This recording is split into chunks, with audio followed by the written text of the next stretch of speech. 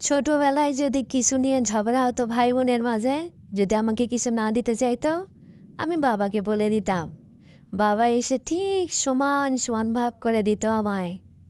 কিন্তু এখন কত বছর হলো বাবার সম্পত্তি ভাগাভাগি নিয়ে ভাইদের সাথে ঝামেলা হয়।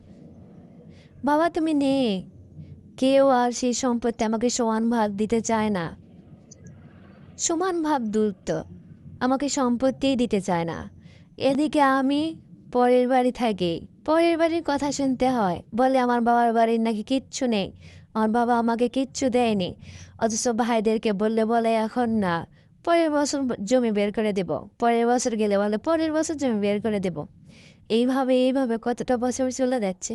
বাবা তুমি বেঁচে থাকতে কেন আমাকে সম্পত্তির ভাবটা বুঝিয়ে দিলে না? তাহলে হয়তো বা আজ আমার এই দিনটা আসতো না।